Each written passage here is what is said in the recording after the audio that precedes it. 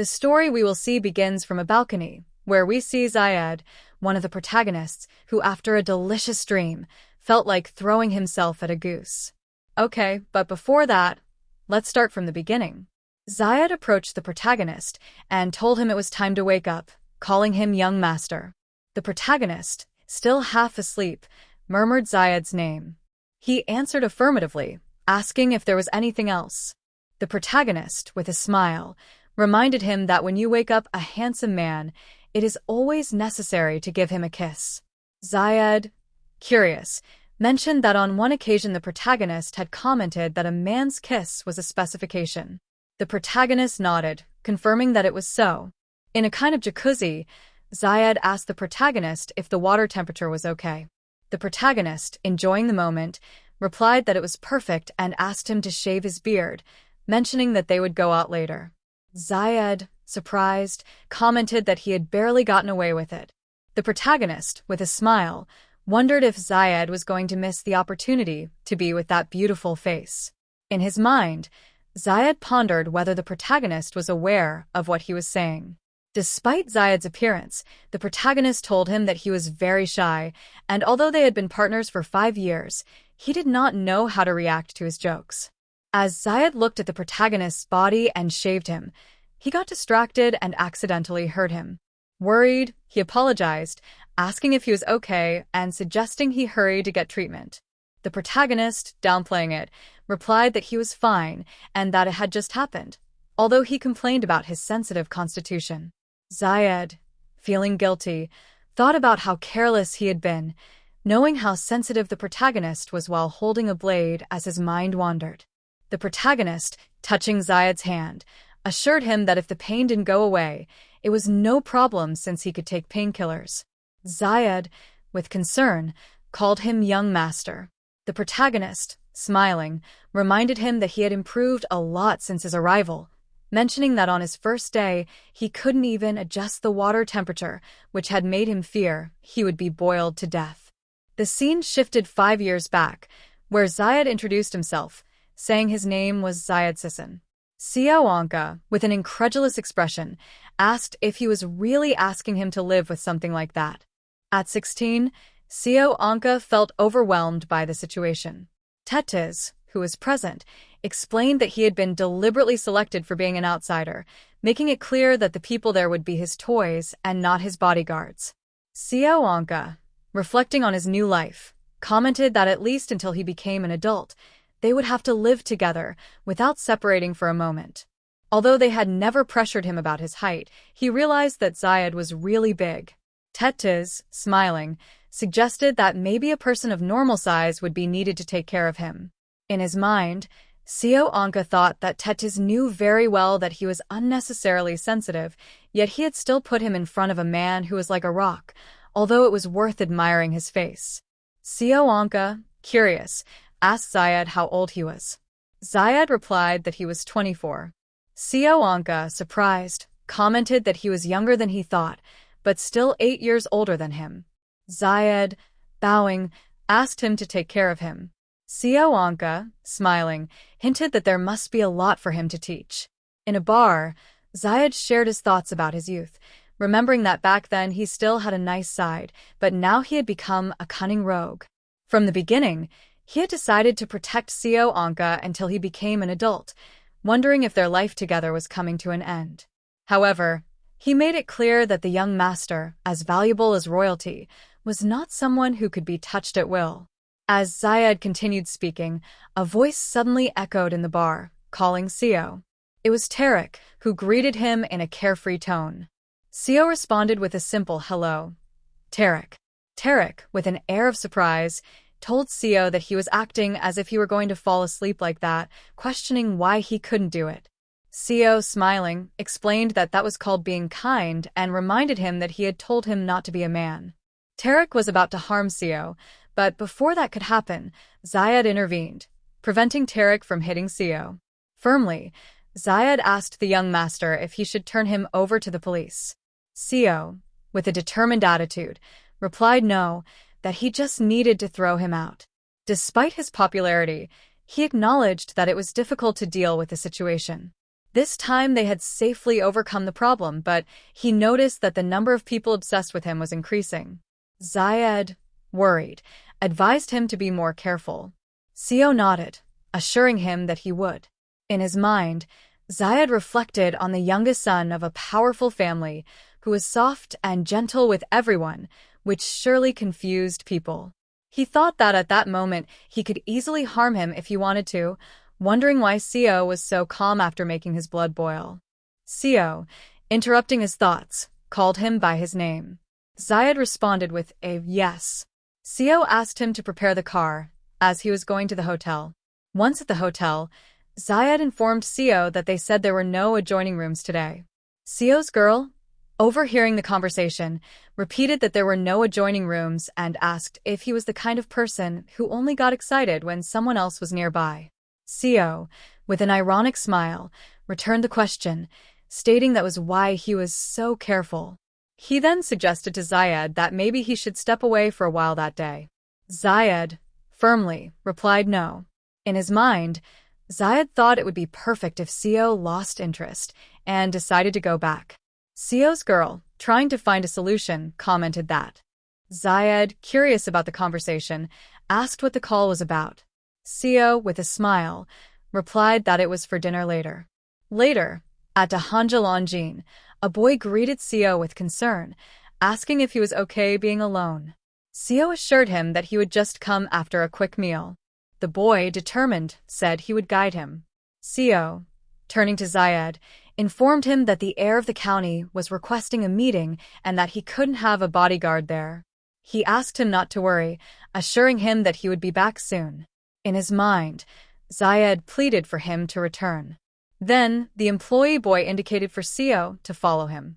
As they walked, Seo thought that, judging by the boy's mood, he seemed to be trying to apologize for the commotion the day before, acting like a model student. Upon opening the door, he was welcomed by Hanja, who greeted him warmly. Seo thanked him for the invitation, and Hanja, smiling, said he just wanted to thank him for accepting his invitation. Seo looked around, and Hanja commented that the place was simpler than he had imagined, explaining that it was the space he used for private meetings. Hanja, unsure of what kind of drinks he would like, had prepared a variety. Seo, satisfied, replied that that was all he needed. Hanja, curious, asked if he liked light drinks. Seo admitted that he did, but that he could only drink that type of wine. In his mind, Seo reflected that this did mean he couldn't drink strong drinks, as his constitution was sensitive to all kinds of things. Hanja, in a serious tone, apologized again for what had happened the day before. Seo, recognizing the sincerity of the apology, thought it was rare to find a noble who easily admitted his mistakes. He told Hanja that it was no big deal, but that he was apologizing again. Hanja, somewhat embarrassed, insisted that it was not a trivial matter, explaining that he felt ashamed to show such behavior to a guest who could become family. Seo, smiling, commented that if conversations about marriage were taking place, they would become family. Hanja, a bit nervous, asked if he happened to not like it. Seo laughed, and Hanja, relieved, decided to take it as a good joke, mentioning that his whole family was good people and that he hoped Seo would take good care of them. Seo, with a wink, asked what about him, suggesting that he could also be a good younger brother to Hanja. Hanja, acknowledging that their meeting had been brief, admitted that it was difficult to talk about it lightly, but he felt it could be the case. Seo, encouraged, asked if he could speak informally. Hanja, surprised, hesitated on how to do so with a guest, but Seo assured him that there was no problem, as he was neither older nor of a higher status than him. Hanja, still hesitant, felt pressured, and Seo asked him if he wasn't going to stop making him feel bad. Finally, Hanja agreed, saying he understood. On the other hand, Zayed was reflecting on what they had said about light food, wondering if a private and informal meal for two could last 5 hours. At that moment, Seo came out and greeted him enthusiastically, calling him by name. Zayed, in a serious tone, reminded him that he was quite late. Hanja, who was present, addressed Zayed, explaining that he was Seo's bodyguard and that he couldn't let him go alone, so he had come down with him. Seo, trying to downplay the situation, assured that he hadn't drunk that much. Hanja, with an ironic smile, commented that it was curious that he hadn't even called him Hyung until the end, promising that when they became true brothers, he would call him that until he got tired of it. Zayed, observing the interaction, thought it was strange that they were starting to pretend to be friends just because they had seen each other. The idea of imagining Seo and Hanja alone and drunk irritated him. Finally, Zayed turned to Hanja, stating that he would take care of Seo from that moment on. After that, Zayed had one of those delightful dreams about Seo. Upon waking up, Seo told himself that he was crazy. He hadn't even dreamed of that, but he couldn't believe he had such a strange dream. He reflected that all of this was because he had seen that scene in the hotel. Meanwhile, Zayed was thinking about Seo, questioning how his master could act that way, asserting that he would take responsibility. He wondered if he was really going to force him to do something like that, feeling that it would be great to work hard to resolve it. Well, it was then that Zayed, carried away by his thoughts, couldn't help but get excited. And let me tell you, that Zayed seems to have a high-caliber rifle. Wink wink. The next day, Zayed approached Seo and told him it was morning, calling him young master. Seo, in response, waved his hand. Zayed, thinking to himself, reflected that there was nothing unreasonable about the situation, but he couldn't believe that Seo hadn't woken up until that hour. He wondered where it hurt. At that moment, Seo grabbed him by the clothes, surprising Zayed, who exclaimed his name. Seo, with a tone of frustration, told him that he hadn't been able to sleep well because of him, repeating that he had mentioned it several times. He then asked him what he was looking at. At that moment, Zayed got so excited that he couldn't contain his little friend, although it's not little at all. This made Zayed flee from that place, while Seo told himself that the guy had surprised him. On the other hand, Zayed was reflecting in his mind that in the past he thought Seo was cute no matter what he did, but nowadays he often went beyond what he expected. He wondered if it was possible to put that in a person's body, thinking that at that level his lover and everything else would flee screaming. Meanwhile, Seo was questioning whether Zayed had not gone out with anyone. He thought that due to his height, he could be extremely violent, which in turn made him think that it would be very sexy. Yes, my friend, I said it a while ago, the guy has a shotgun that leaves you stunned. A few days later, Seo mentioned that his father had told him to come home because he missed him after a long time. Zayed, surprised, asked if he meant today, pointing out that it was already past noon. Seo explained that since it was his father's day off, he had to have dinner and then spend the night with him. He mentioned that his father was very nice, but that his taste in food didn't match his own. Seo liked fresh and light food, but his father always offered him only spicy food. Zayed, in a serious tone, told him that he really didn't know how valuable food was. He reminded him that if he complained about the food in front of him, he should keep in mind that he had even eaten pig food. Seo, not giving it much importance, assumed that he should have a good lunch and then leave. He asked Zayed to hurry and eat too, assuring him that the abalone was very good. Later, one of the workers approached Seo and told him that it had been a while. Seo, determined, asked him to help him move his luggage, indicating that he would go directly to his father and that he should show Zayed his room. The worker nodded, asking if it was okay to take Mr. Sisson first. Seo, confused, asked why Zayed. The worker explained that Tetes had ordered him to be called as soon as he arrived. Seo, somewhat annoyed, wondered why that had so much to do with his servant. He then told the worker that if his Hyung bothered him, he should tell him. Zayed, overhearing the conversation, commented that it was curious how popular Tetes Anka was, as he called someone and then left the place. While observing a portrait, he mentioned Baron Anka and Baroness when a voice interrupted him, asking what he was doing there. Zayed turned around and saw Tetes, who, upon looking at him, noticed a resemblance to young Master Seo. Tetes, surprised, asked what he meant by that. Zayed explained that he was referring to Tetes' mother.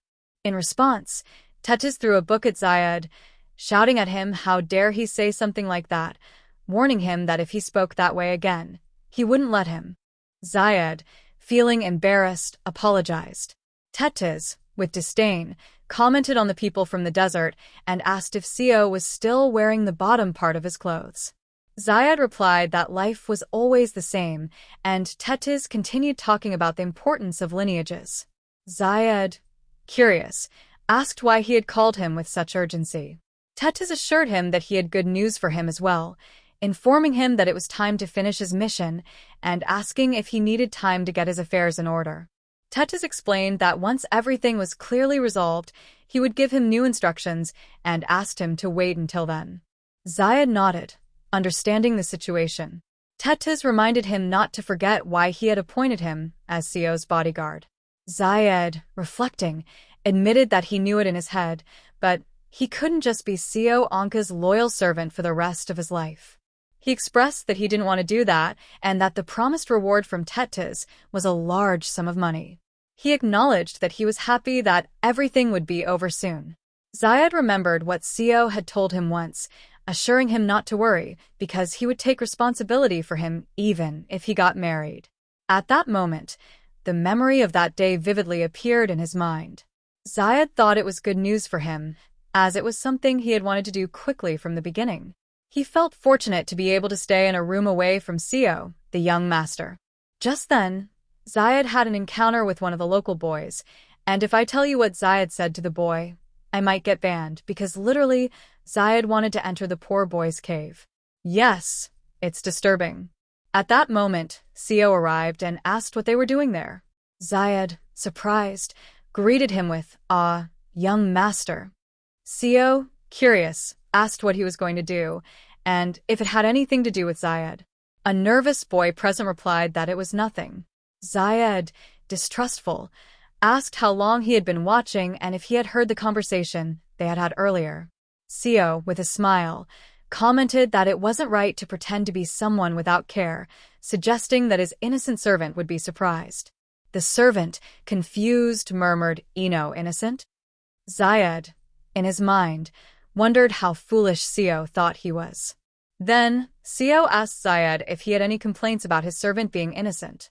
The servant, embarrassed, apologized to Seo. Seo told him to just apologize to Zayed and leave. The servant, nervous, turned to Zayed, apologizing. Seo, in a playful tone, asked Zayed if he liked men. Zayed, surprised, asked what he was suddenly saying.